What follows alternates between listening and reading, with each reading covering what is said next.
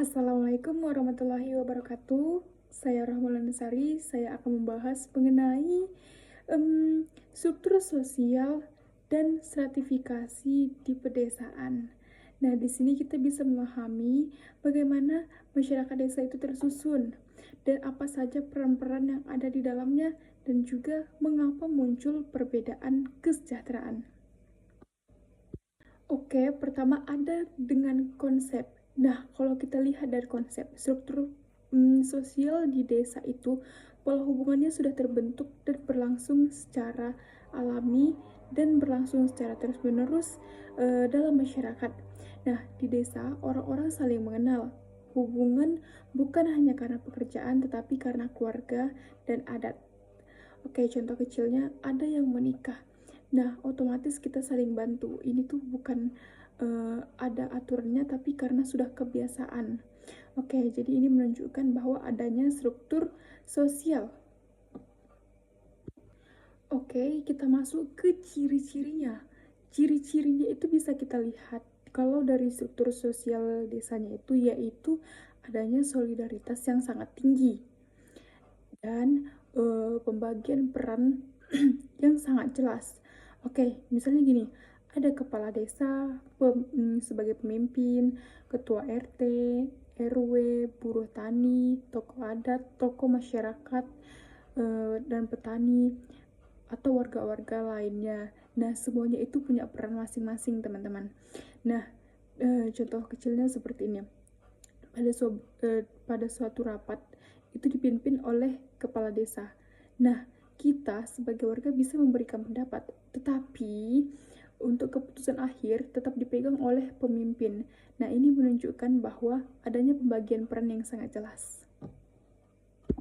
Lalu kita masuk ke unsur pembentuk struktur sosial. Nah, unsur ini terjadi karena adanya status dan peran, di mana status itu adalah posisi dan juga peran itu lebih kayak apa yang harus dijalankan peran dari posisi tersebut. Oke, contoh kecilnya seseorang pemimpin, dia memiliki status seorang pemimpin. Nah, peran dia adalah memberi keputusan untuk suatu desa. Nah, pemimpin harus dicari yang lebih bijak karena keputusannya ada di karena keberhasilan desa ada di tangannya. Nah, apabila tidak dijalankan dengan baik, maka sosial tersebut tidak berjalan juga dengan baik. Nah, mungkin teman-teman belum tahu apa itu stratifikasi. Oke, saya kasih tahu. Jadi stratifikasi itu merupakan lapisan yang ada pada masyarakat. Nah, di desa, lapisan ini biasanya dilihat dari kepemilikan lahan dan kondisi ekonomi. Contohnya begini, ada petani yang memiliki sekian hektar lahan dan ada yang tidak memiliki sama sekali. Nah, dari sini kita bisa lihat perbedaan dari pendapatan keduanya. Dan kelihatan juga lapisan sosialnya. Inilah yang dibilang lapisan sosial. Kalau kita bikin atau kita lihat dari bentuk stratifikasi itu di pedesaan itu ada pemilik lahan, petani penggarap, buruh tani, dan elit yang ada di desa itu. Oke, seperti ini. Seseorang pemilik lahan akan memiliki pendapatan yang lebih besar daripada penggarap, tetapi penggarap akan mendapatkan juga hasil dia yang sesuai dengan kontrak atau perjanjian. Nah, kalau buruh tani itu lebih ke upah karena setelah mengerjakannya. Begitu, teman-teman. Nah, di sini saja sudah terlihat perbedaannya ya kan? Oke, next. Kenapa kita hubungkan dengan kesejahteraan? Oke, kepemilikan lahan beserta ketimpangannya. Oke, jadi gini teman-teman, kepemilikan lahan sangat mempengaruhi kesejahteraan karena semakin luas lahan seseorang akan berbeda pendapatannya dengan seseorang yang tidak memiliki lahan. Contohnya gini, hasil panen gabah itu tuh dapat keuntungan yang sangat besar, tapi keuntungannya tersebut tidak berubah sama sekali kepada buruh tani karena upah yang diterima oleh buruh tani itu tetap sama, teman-teman. Jadi keuntungannya masih terlihat berbeda sehingga kesejahteraannya juga berbeda walaupun hasil dari panen tersebut tadi melonjak karena upahnya tetap sama. Di sini bisa kita lihat kalau kesejahteraannya sangat berbeda.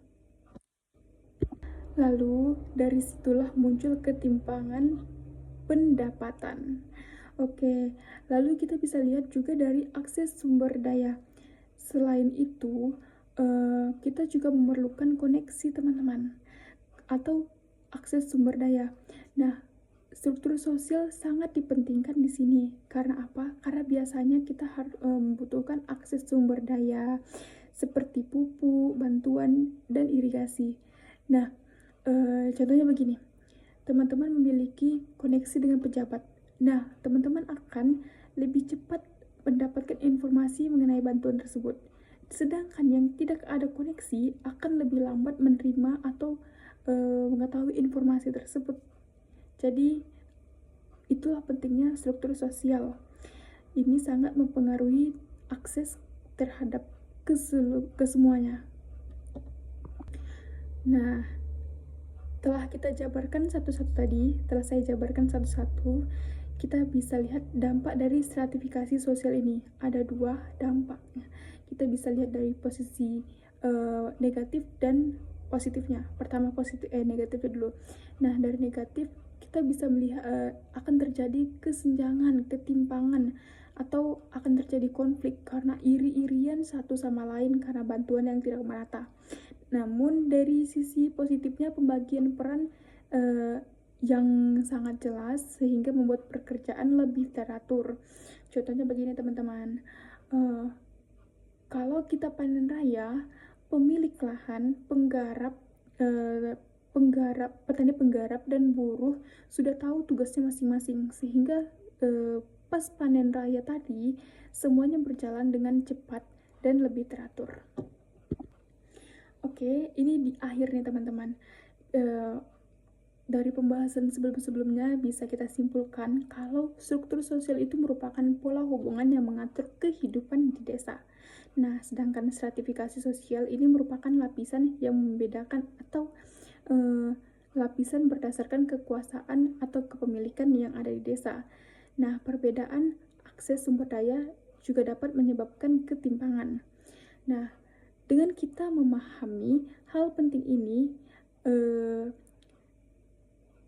diharapkan teman-teman bisa tahu bagaimana cara membangun desa agar bisa lebih adil dan tidak menimbulkan konflik.